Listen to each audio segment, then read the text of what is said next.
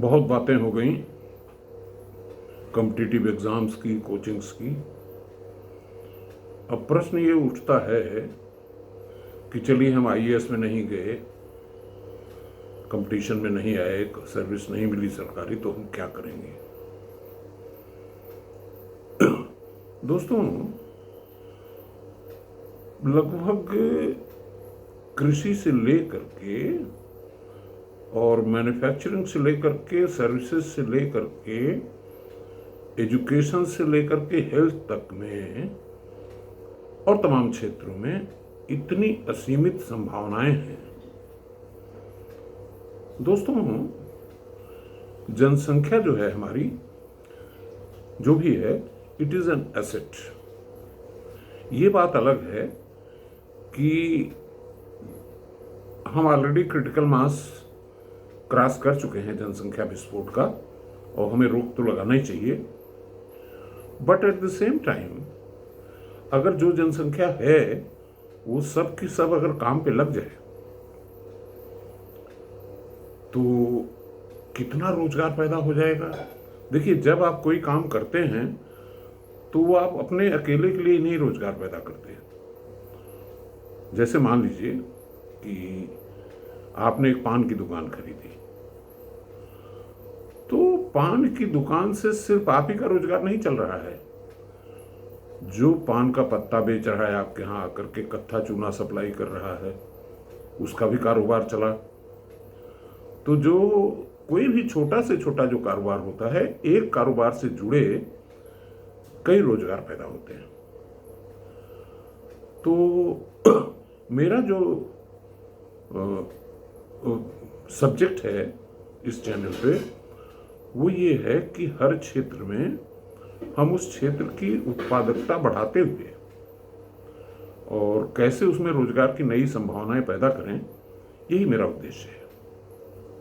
दोस्तों, अगर हम मैन्युफैक्चरिंग सेक्टर की बात करें तो जरा सोचिए कि हमारा जो टाटा समूह है वो टाटा स्टील के रूप में स्टील बना रहा है। लेकिन मेरा प्रश्न ये है कि चाइना और जापान का स्टील इंडिया में सस्ता कैसे पहुंच जा रहा है। जब आयरन ओर हमारे पास है, कोयला हमारे पास है, तो टाटा या स्टील अथॉरिटी इंडिया लिमिटेड, सब लोग विदेशी कंपनियों से सस्ते में स्टील क्यों नहीं बना पाए इतने सालों में।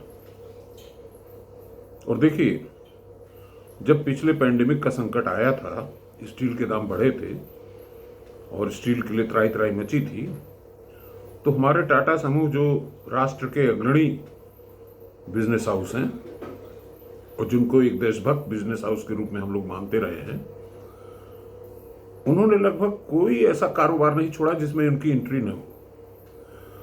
मुझे अफसोस होता है कि टाटा स्टील से अगर आप सरिया खरीदें उनके किसी डीलर से, तो उससे पूछे, भैया सरिया क्या, कितना रुपया किलो है, you know what he will say, कि हम किलो में नहीं बेचते, हम रनिंग मीटर में बेचते हैं।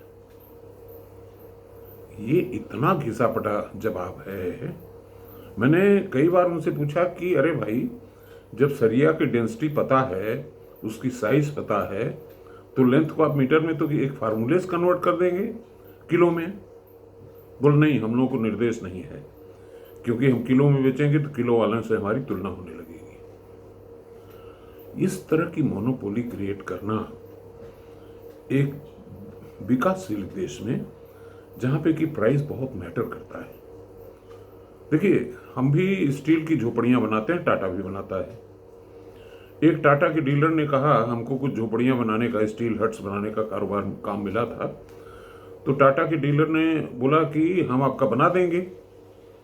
तो हमने बोला कितने में बनाओगे? बोला 2000 स्क्वायर फीट में, 2000 पर स्क्वायर फीट में। तो हमने कहा 850 रुपये स्क्वायर फीट में मैं तुम्हारा बना दूंगा, लाओ। तो मैं चैलेंज करता हूं टाटा को कि आपके बहुत सारे प्रोडक्ट ऐसे हैं जो आम जनता के पहुंच के बाहर हैं और अंतर्राष्ट्रीय कीमतों से कहीं अधिक हैं। टाटा को आप समझ लीजिए कि एक सरकारी कंपनी से बहुत बढ़िया मत समझिए। जो कॉस्ट ओवररन सरकारी कंपनियों का, वही टाटा का भी है।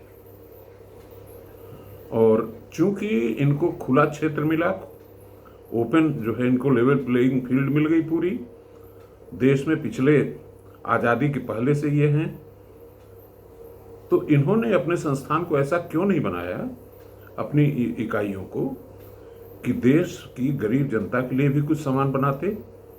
इनके सामान इतने महंगे हैं कि टाटा की सरिया बड़ी मुश्किल से कोई खरीदता होगा, वरना सब लोग कामधेनु और तमाम सारी कंपनियों की सरिया खरीद लेते हैं, क्योंकि ये फिट में और मीटर में बेचेंगे। इनकी शीट का भी यही हाल है। अरे भाई, आप क्या क्या आयरन और स्टील से बढ़ के कोई चीज़ है? सिर्फ ब्रांडिंग का पैसा खा रहे हो। और पूरे पैंडेमिक में दबा के एक्सपोर्ट किया इस आदमी ने।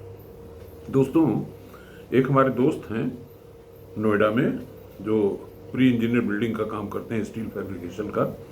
तो चूंकि पैंडेमिक में उनकी फैक्ट्री बंद रही, तो हमने पूछा, यार क्या हालचाल है?